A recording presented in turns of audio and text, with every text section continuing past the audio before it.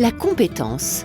Tout le monde en a besoin, tout le monde en veut toujours plus, tout le monde sait de quoi il s'agit, mais est-ce que tout le monde parle vraiment de la même chose ? Que nous apprend la recherche sur ce sujet ? Savoir combiner des ressources pour agir de manière performante dans une situation donnée. Selon les chercheurs, la compétence se nourrit de différents types de savoirs et ne se définit que par rapport à un niveau de performance. Les premiers travaux sur la compétence datent de 1971 et sont issus de réflexions portées par des organisations publiques. Le psychologue et sociologue américain David McClelland, alors professeur à Harvard, est sollicité par une agence fédérale américaine pour améliorer le recrutement des jeunes diplomates. Il sera le premier à remettre en question l'efficacité des tests d'intelligence dans le processus de recrutement en montrant qu'ils ne permettent pas de prédire la performance dans un emploi. Par exemple, la capacité à développer les réseaux politiques n'était pas évaluée dans les tests. Pourquoi les tests ne sont-ils pas fiables ?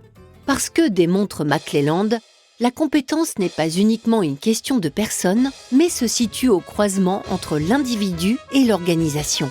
Ces travaux permettent de voir émerger la notion de compétence dite soft skills, le savoir-être ou compétence comportementale.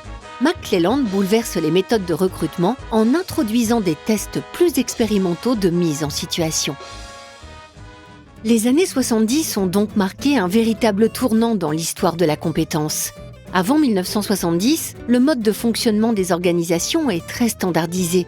Les employés sont affectés à des tâches précises et les domaines de l'organisation sont très cloisonnés. On attend donc de chaque employé des qualifications précises devant répondre à un besoin précis.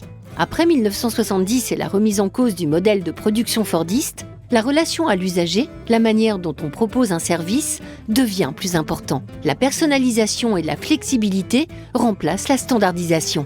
On attend désormais de l'agent qu'il utilise toutes ses compétences, savoir, savoir-être et savoir-faire. Cette nouvelle adaptabilité de l'organisation suppose une plus grande autonomie de l'employé. La réussite, la performance d'une organisation dépend donc de sa capacité à organiser ses ressources, à savoir coordonner les différentes compétences de son vivier d'employés. Les ressources humaines deviennent stratégiques.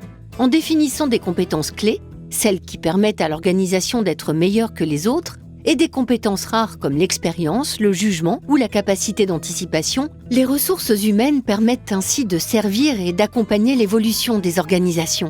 L'organisation apprenante doit elle-même devenir compétente dans sa manière de mettre en scène et véhiculer ses valeurs afin d'optimiser la marche de ses employés. Pour servir cette stratégie RH, un outil devient essentiel, le référentiel. Dans le processus de recrutement, il permet de définir un profil de compétences lié au poste à pourvoir. Le référentiel est une cartographie des compétences qui permet de repérer au sein de l'organisation la liste des métiers exercés qui sont ensuite eux-mêmes subdivisés en types de compétences. On peut ensuite hiérarchiser ces compétences. Pour chaque emploi, est-ce une compétence clé ou secondaire ? Quel est le niveau de maîtrise requis ? Le référentiel est une des clés permettant de moderniser le recrutement, notamment dans la fonction publique. Il peut accompagner une logique de professionnalisation des concours, VAE, épreuves professionnelles. Il peut également servir de base pour remettre en question le principe même du concours. Des méthodes de recrutement à la formation, en passant par la mobilité et la gestion des carrières, la compétence imprègne aujourd'hui toutes les dimensions des ressources humaines.